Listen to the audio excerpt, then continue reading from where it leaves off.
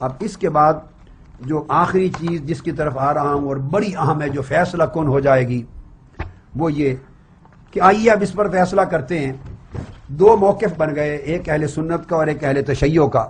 اہل تشیع نے یہ خطبے گھڑے، کلام گھڑے، روایتیں گھڑی، واقعات گھڑے، سارا کچھ اس لیے ثابت کرنے کے لیے کہ خلفائے راشدین نے ظلم کیا معاذ اللہ اہل بیت پر، ان کے گھر توڑ دیے، گھر جلا دیے، ان کو گرفتار کر کے لے گئے، تلواروں کے سائے میں بیعت لی، سیدہ کائنات کو معاذ اللہ استغفر اللہ زخمی کر دیا، خدا جانے کیا کیا کلابے ملا دیے کذب اور افتراء اور بہتان میں۔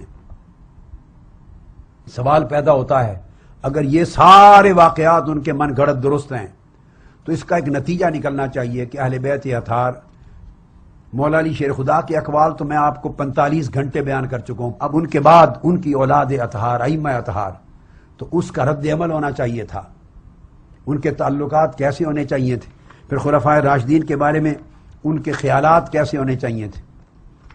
اب اس پر چند ایک چیزیں کہنا چاہتا ہوں۔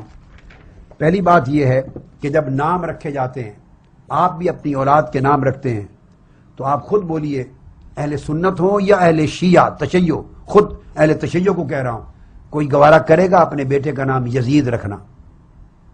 شیعہ حضرات سے پوچھ رہا ہوں۔ ایک شخص میرے گھر آ گیا تھا ملنے، اس کو دوپہر کا کھانا دیا، بیٹھ کر، وہ بدبخت تھا، مجھے معلوم نہیں تھا، اس نے یزید کی تعریف شروع کر دی، تو میں نے گریبان سے پکڑ کے تھپڑ مار کے گھر سے اس کو ٹھڈے مار کے باہر نکال دیا تھا۔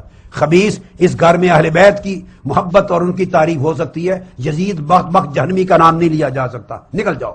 مہمانداری اور میزبانی کا بھی خیال نہیں کیا میں نے۔ تو ہم نام نہیں، آپ رکھیں گے، نام رکھیں گے۔ اچھا، کیا اہل تشیع اپنے بیٹے کا نام معاویہ رکھنے کو تیار ہوں گے؟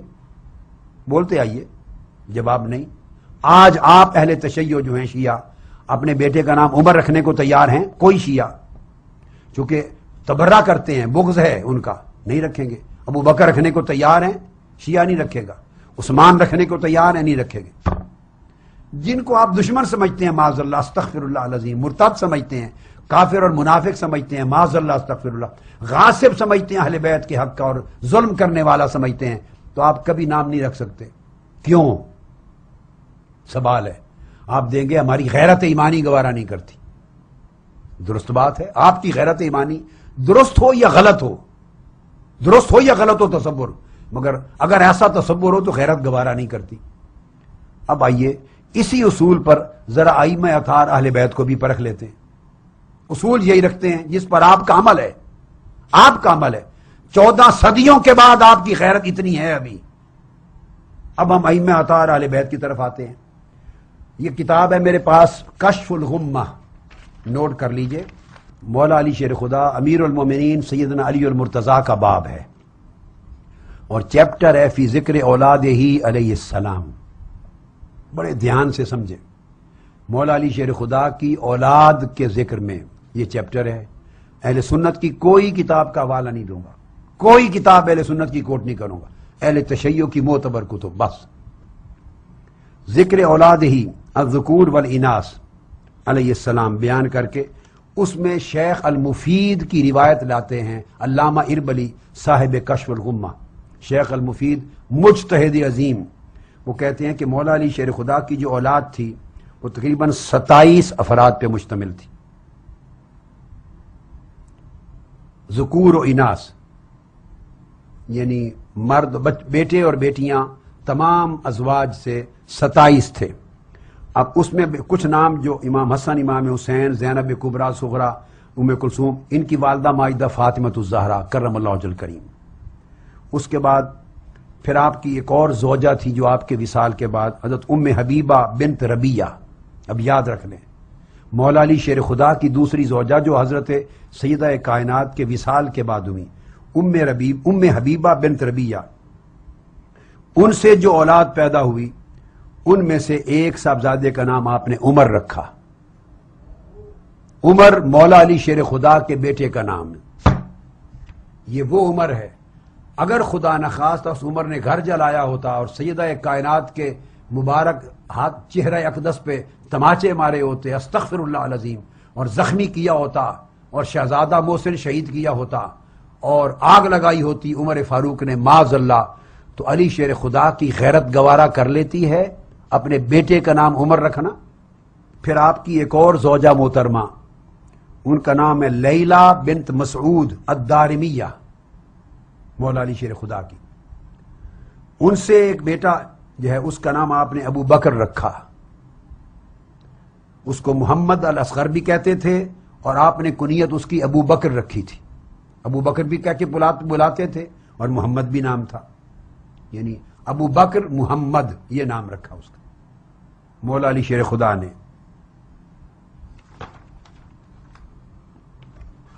اب یہی کتاب کشف الغمہ فی معرفت الائمہ، یہ ایک روایت میں نے آپ دے دی.